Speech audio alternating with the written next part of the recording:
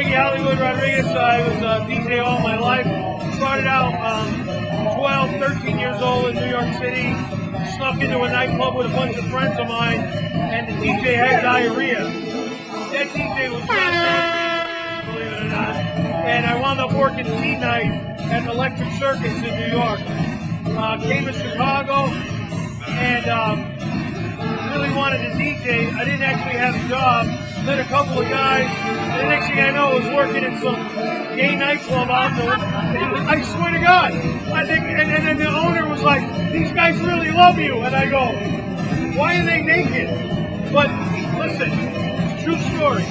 So I had the greatest time. It was like the greatest experience working in an underground gay club, being 15 years old. I lost my virginity that summer. I couldn't. It was horrible. But really, no, seriously. Whatever. Listen. And then I met this guy who told, of course it was a guy, because I was in a man club. But and then he took me down to the record pool and said, "You got to join the record pool to get records, you know." So I go down to DJ International.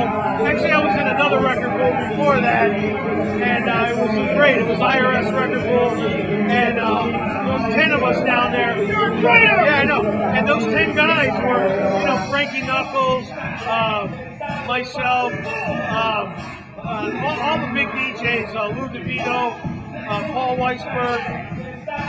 But, you know, as things went on and I started moving into different types of clubs, I joined Audio Talent. That's where I met Rocky Jones, who tried to rape me. He told me that if I would show him a little something, that I would get better product than I was getting at IRS Record Pool. So I whipped it out like anybody else would.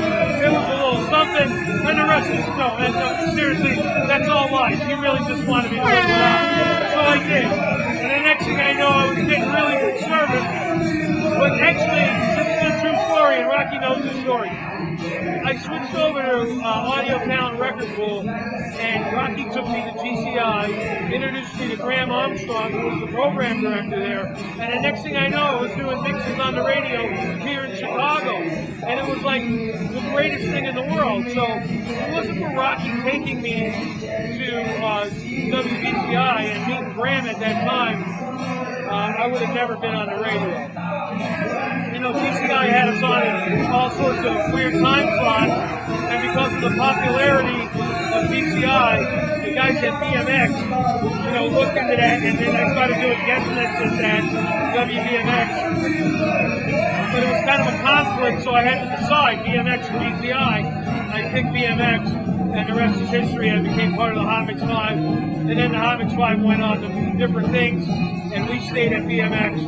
And that's what we brought on, you know, Bad Boy Bill, myself, Julian Perez, Mike Hitman Wilson, and, you know, and then from there we went on to B96 and really brought it to a whole nother level, mainstream, which really kind of sucked because I think that's what the Hot Mix Live intended to do in the first place. So they basically started it, and then we brought it to the next mainstream level of really what house music is today. House music today is basically anything played in a nightclub that you can dance to. It's not really one type of genre, one type of style, old school, whatever. House is whatever the hell it may be. Who cares? You know, anything from disco to EDM, pop, whatever. It's house. Who cares? It's a lot of fun. And being on tour with groups like Coldplay, getting to open up for Pauly D on multiple shows from Jersey Shore, working on my own reality show, picking up maybe for A&E this summer, and I've never stopped DJing, and that's why I'm because I have nothing to show for it. I have no benefits. No, whatever. No, you know what? It's a good life because I wake up every day and I get to do whatever I want, and this is what I like doing. So you got to remember.